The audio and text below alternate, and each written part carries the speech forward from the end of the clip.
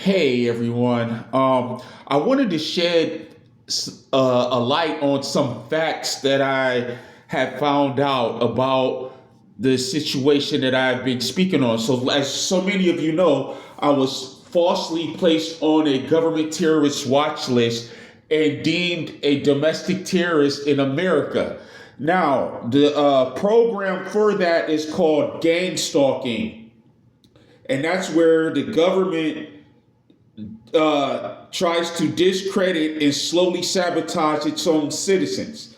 So, but that particular program, gang stalking, is a branch off of FBI espionage culture, and what espionage is spying. Okay, so when we look at spying, what is spying doing?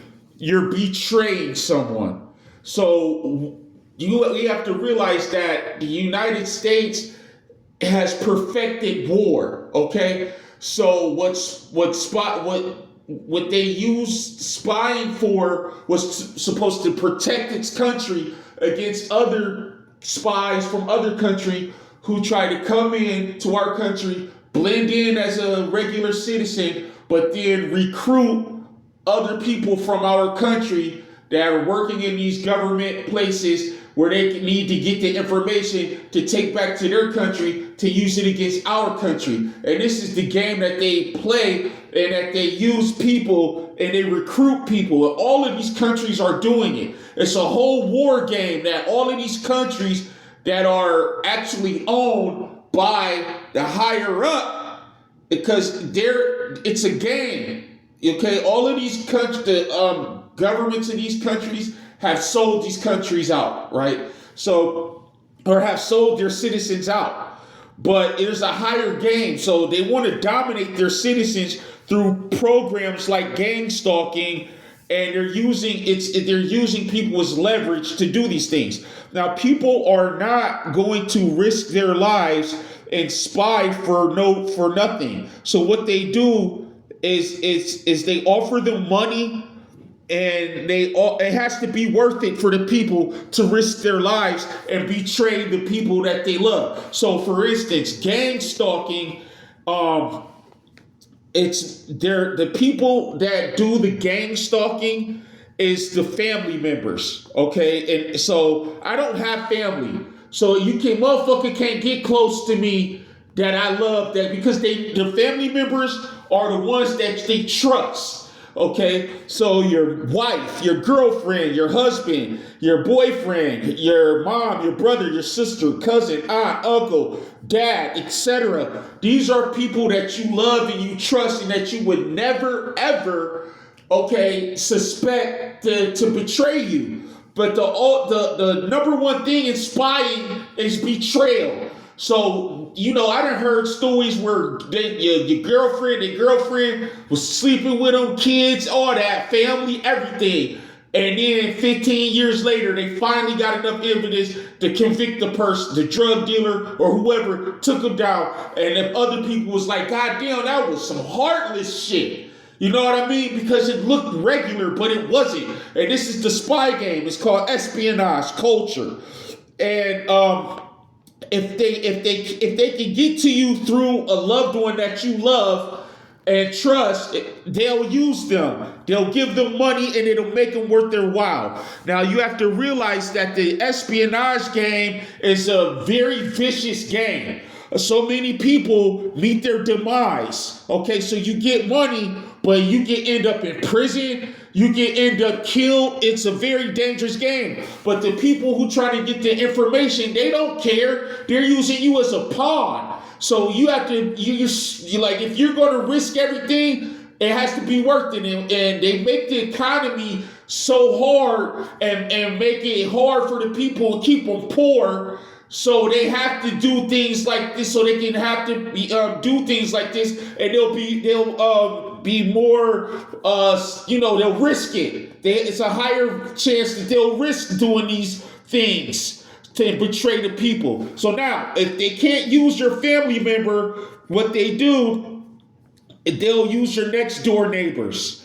Okay, whoever's closest to you, people at your job, people that you encounter every single day situation. Now, before I prove this, I want to note that the S&P 500, which is the top stocks of the American businesses that flows in the American economy, that keeps the American economy going, the top 500 corporations that push America, the ticker symbol for that is SPY, SPY. So America is letting you know that they're spying on you. Like, this is the top 500 corporations that America chooses to push, that runs America, and they choose to name it SPY. That's the ticker symbol. If you're into stocks and trading and all that, and Wall Street and all that, look up the ticker symbol for the S&P 500, and you'll see it's SPY, SPY. So right there, that's a representation of America worldwide. Okay. And America is number one in war tactics, the art of war. Now, I want to show you guys a couple things right here, okay? This video right here, I want to show you how they tell you the number one protocol for their neighbors. Watch this. Because in my gang stalking experience, every place that I've lived, I've had neighbors on both sides of me surveillancing me, harassing me, violating my privacy, torturing, secret torture, and harassing me. So, and it's always have been one on each side. So the one guy, at the other house, he said in his driveway, he was outside more than he was in his house. And he had the whole neighborhood pulling up, loud motors, loud cars, slamming doors to my movements throughout while I'm in my privacy in my own home. If I move, if I touch my head or scratch my head, boom, door slam. This was consistent. And it was like 10 slams sometimes. And I would get up and look out my window. He have a car full of people in his driveway, and they're all slamming doors. And it's all to my movements. So he's watching his screen, watching me in the screen, because my privacy and my liberties are being violated because I'm deemed a terrorist in America. And through the Patriot Act and the FISA Section 702, through these, they give the government this immense power to violate its own citizens. So now this is a direct example of, and like right now, the situation that I'm in right now, I'm in the public housing. Both of my neighbors on each side of me are violating me, violating my privacy. MK Ultra, torture, noise campaigns, and in that other house, they had them on each side. The guy that was outside in his driveway, and the dyke chick next to me, the black chick, and they both was tag teaming me when I was in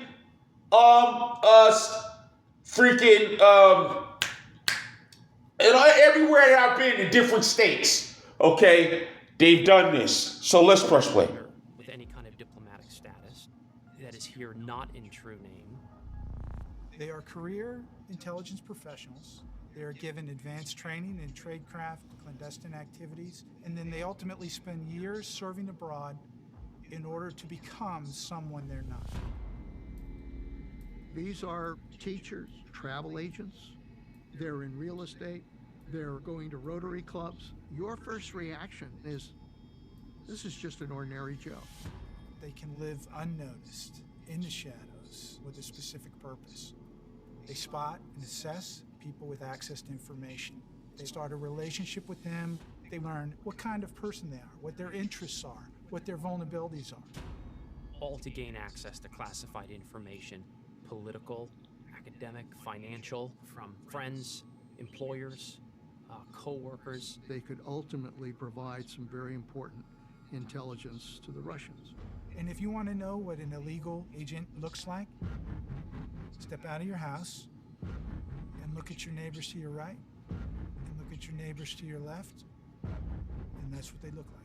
That's what makes, and look at your neighbors to your right and look at your neighbors to your left, and that's what they look like. That's what makes illegals such a dangerous intelligence tool. So right there, they tell you, look at your neighbors to your right and look at your neighbor to your left. And that's what they look like.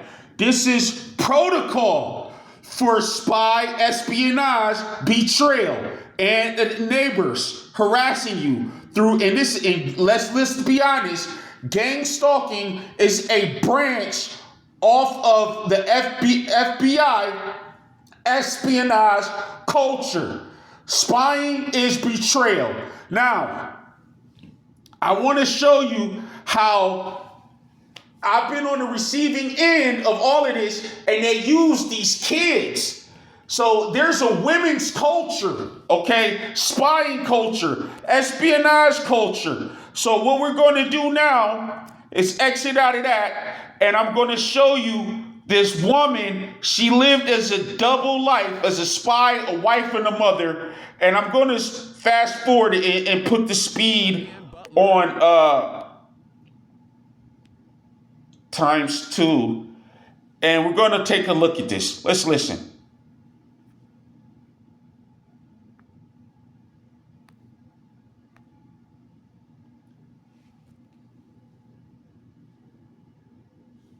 Wrote a book called Wife, Mother, Spy, detailing her work as a wife, a mother, and a spy. The most fascinating part of it is that her family did not know the spy part. How could any person, as a wife and a mother, manage being a spy without letting the secret out, much less being effective at it? You would have to be the ultimate multitasker. Absolutely. Yes, and she joins us on the phone right now. Ann Butler, author of Wife, Mother, Spy. Ann, welcome to the show. How are you today? Great. Thanks for having me on. Well, listen, we are fascinated how you can multitask in a world like that. It's an incredible story, and I guess we will just start right at the end where we say, how did you tell your family that you were a spy? Well, my husband knew all along that I worked for the CIA, so he knew where I worked, never knew what I was doing each day or who I was meeting with or what I was talking about. My kids, on the other hand, my oldest daughter learned inadvertently, probably in middle school, when she was friends with the daughter of my boss. And the daughter told her, oh, you know, your mom works for my dad and they both work for the CIA. So that was kind of a little bit unplanned. The other 4 kids learned only the day before I went into my retirement ceremony. Oh, wow. They were, needless to say, a little surprised. But I wanted to walk across the field into the big building. Now, my question to you is, during the time you were involved in espionage, obviously you were keeping that cover as a wife and mother as part of maybe, your day-to-day look. How often were you in potential immediate danger? So personally, not often. Of course, when it was a dangerous situation, I was carrying my Glock. Of course, I had that. But generally, I was okay. I knew how to protect myself. I knew how to stay out of dangerous situations. The people who were in the most danger were the ones I was asking to spy for us, obviously. Yeah. I mean, their careers were in danger, their families were in danger, their lives. So I was more worried for them than I was for myself. I knew how to take care of myself. Was it hard for you as a parent when your kid thought that they were fooling you and you wanted to tell them, you can't fool me, do you know how good I am at this? Well, ironically, they didn't know until I told them where I worked. Sure. That there were certain play dates, there were certain activities, there were certain places I took them. That was all part of my job. I had to go and see something. I had to go and meet somebody. And I was using them as needed, brought them along if I had to. Right. They were a great cover. You're like, does mom have a special set of skills? Like, what's going on here?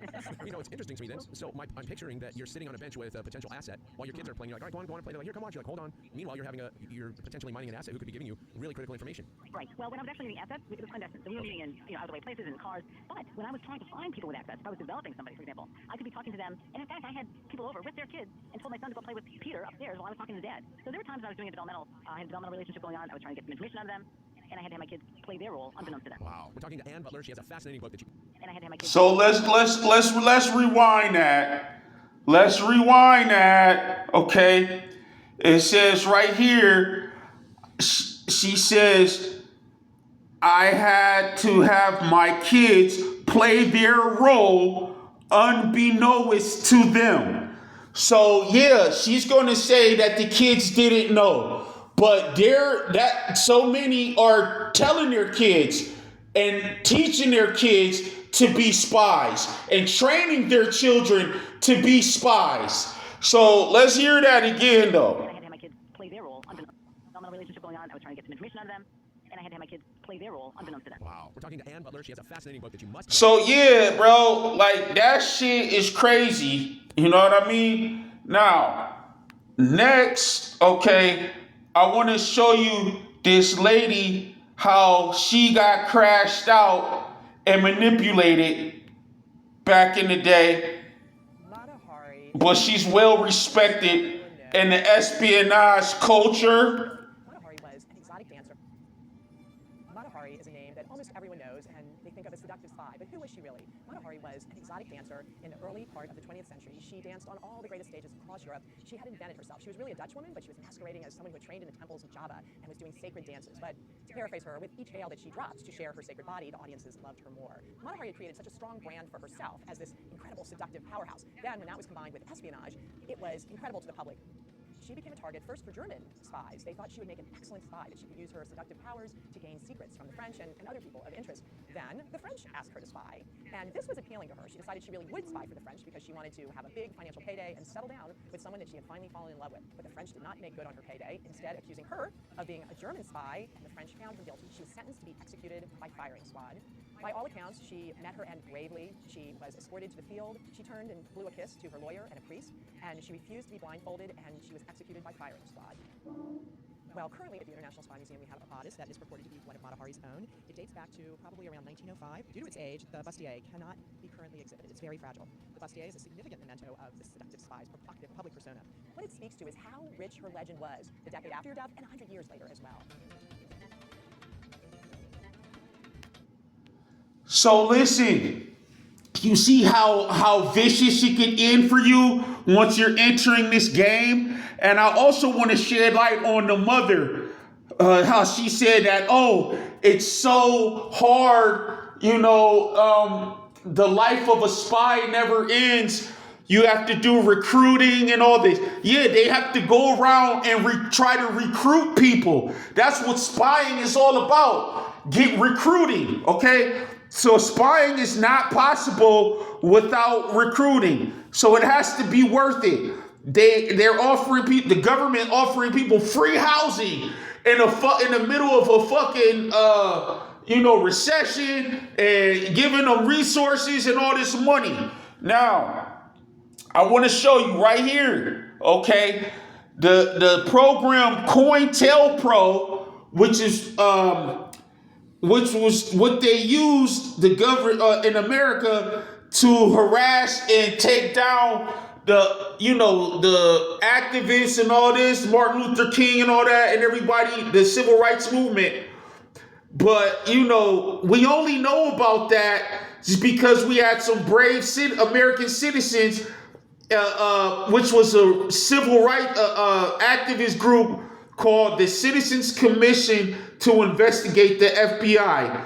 And in 1971, Muhammad Ali versus Joe Frazier, when that fight happened, that provided the ultimate cover-up for them to run up in the FBI building and take those files and stuff as much files as they could to expose what J. Edgar Hoover and the corrupt government were doing at that time.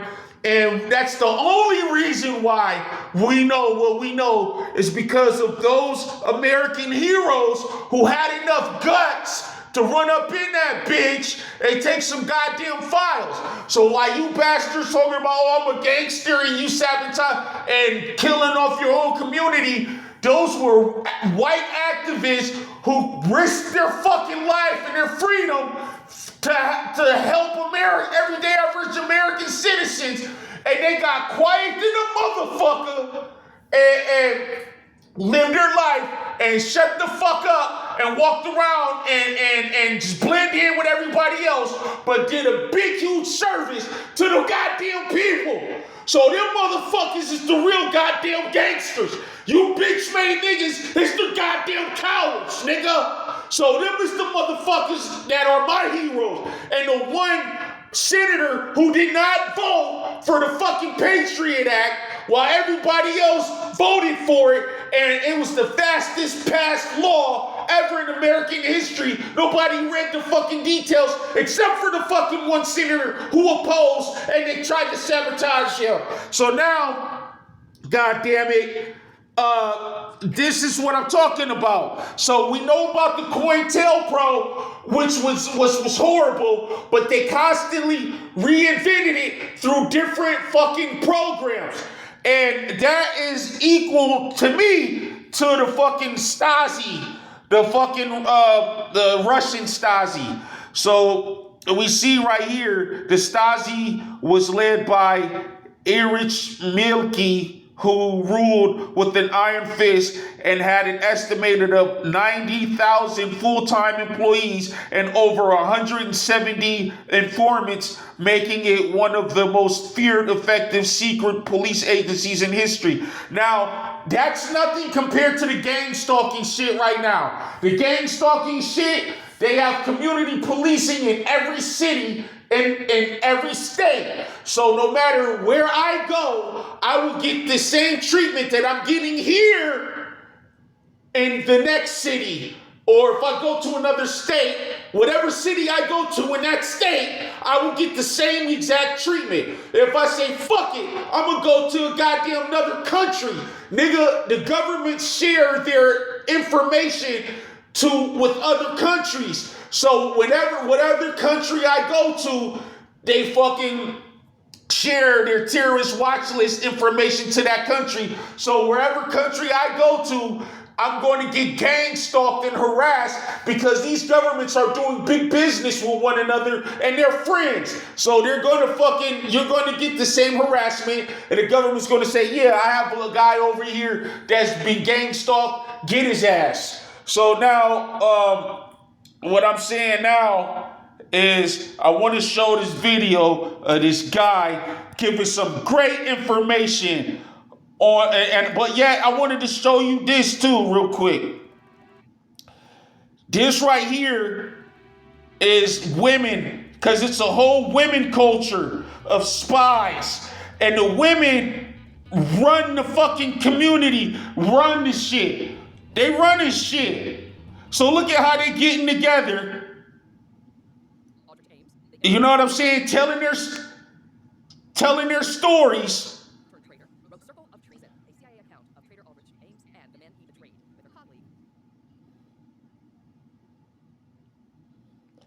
And look at the channel. But I was in a situation in that instance where I actually couldn't find a taxi cab to take me into the city because they wouldn't travel because it was so dangerous. It was a combination of riots, military, and government falling, and previous life as a sundress. The video's tied to previous life as a sundress. He was wearing a lime green tie with chazes all over it. And George Tanner looked at me, bulged his eyes, he looked at the DO's tie, and he started howling with laughter.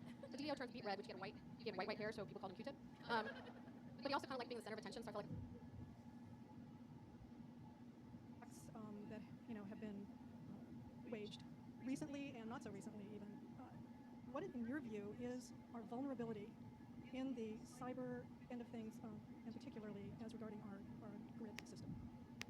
So as I just clicked on my phone, my neighbor just made a light noise, a light tap. I clicked, I moved twice. I just got gang stalked twice within 10 seconds. I clicked on my phone, he did a light bang. I just clicked on my phone and paused the video, he did a light bang. So I'm being harassed literally right now, but you can't hear it. And how could I prove that? But this is the MK Ultra torture, slow torture that I go through with all through 24/7. So now, I fast forward through the video to show you example of they're having dinner. This is a whole fucking gathering and a celebration of the women's spy movement. And this is a channel. This channel right here is the fucking all the way at the bottom, International Spy Museum. You can go to this channel on YouTube, look it up, and look at their videos. Now, this next guy that I'm going to show you right here, this guy right here, this is one of the best videos. Look at the title. Gang Stalking is Community-Oriented Policing. This, James Harkin, this guy right here is the fucking, this video in particular is the best video to describe what gang stalking is. So look right here. All right. I'm going to show you, just give you a little example. Warning marker and a sign to watch for future reactions to. The structure of this type of notification makes the targets vulnerable. Once a driving the target from the community. This can be done by making the target destitute. Secondary goals include making the target homeless, jobless, giving them a breakdown, and the primary goal seems to be to drive the target to forced suicide. This is the same thing that was done to targets of the Stasi and COINTELPRO investigations. It is a useful way of eliminating perceived enemies of the state. There are many names for this form of control and harassment. Under the gang stalking label, you will find other terms such as community mobbing, workplace mobbing, community stalking, stalking by proxy, organized stalking, cause stalking, multi-stalking, but it's all part of the same community notification harassment protocol. What many people do not realize is that gang stalking is just one appendage of this form of control. There are other forms of control used to repress and keep individuals in line.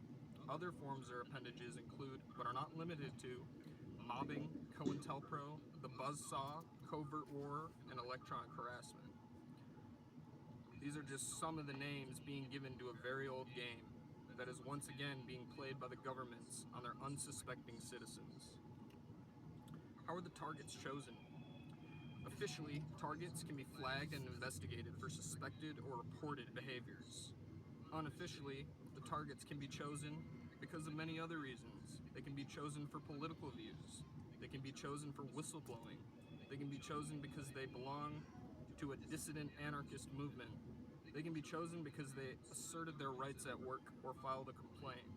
They can be chosen because they made the wrong enemy, were considered to be too outspoken, unwittingly investigated something that the state did not want investigated, signed a petition, wrote a letter, or they were deemed as a suspicious person by a civilian spy or snitch, and their names were handed over. It's becoming apparent that targets might be chosen for this form of control if they are not already in some way part of this controlled system. Many targeted individuals seem to be unaware of this community notification or flagging and monitoring system. Some targets also seem to be unaware that large chunks of our society are now being used as citizen informants. Who gets targeted? Targeting can happen to anyone in society. In the past, primary targets of programs such as COINTELPRO have been minorities. Targeting, however, can happen to anyone. Individuals are often targeted for being outspoken, whistleblowers, dissidents, people who go up against wealthy corporations, women's rights groups, single women, minorities, extremists, conspiracy theorists, anti-war proponents, individuals identified or targeted as problems at these community meetings, and other innocent individuals. The majority of the targets are often not aware that they are being targeted in this way. When a target moves, changes jobs, the harassment still continues because they are still flagged, and a notification is still going out to everyone they come into contact with. Every time the target moves, the same information, lies, and slander will be spread out into the new community. Who takes part? People from all walks of life are a part of this system, because once a target is flagged, their information is distributed to a wide range of people, organizations, and communities. People from all races, ages, and genders. Every sector of society that you could think of is a part of this. Civilian spies and snitches include, but are not limited to, general laborers, the wealthy, secret society members like the Freemasons and the Eastern Stars, bikers, drug dealers, drug users, street people, punks, hip-hop culture, KKK, black activists, church groups, youth groups, firefighters, police officers, lawyers, healthcare workers, storekeepers, maids, janitors, cable installers, phone repair persons, mail carriers, locksmiths, electricians, etc. There's really no minimum or maximum age range. An article came out recently in the UK saying that they were recruiting children as young as 8 years old to be covert human intelligence sources. So this guy's video, James Harkin, gang stalking is community-oriented policing. This video is on my Facebook, or you can look it up on YouTube, okay? But this is the best video. It's like very detailed, okay, on what this program is. So, but this is a bigger situation when it comes to the espionage culture. So you can literally look up espionage and on YouTube, and go crazy and look at all and listen to all of the spy stories, do some researching, look at channels, go to their channels and start looking at how they're freaking targeting the United States citizens. People like John McAfee. Look up his life. What happened to him? It was a bunch of crazy shit. How he exposed the government, and look at what happened. He ended up getting hung in prison. They say he killed himself. But if you look at his life story, man, God, it's out of pocket, and it's all tied into this fucking world order, government controlling, like surveillancing its own citizens, people, the FBI. But I didn't want to be a part of this shit. These bastards put me on the fucking list, and I'm being hunted, and this shit is fucked up. And who could we go to help for help when your own government is fucking hunting you down, bro? So that's all I wanted to say on this one.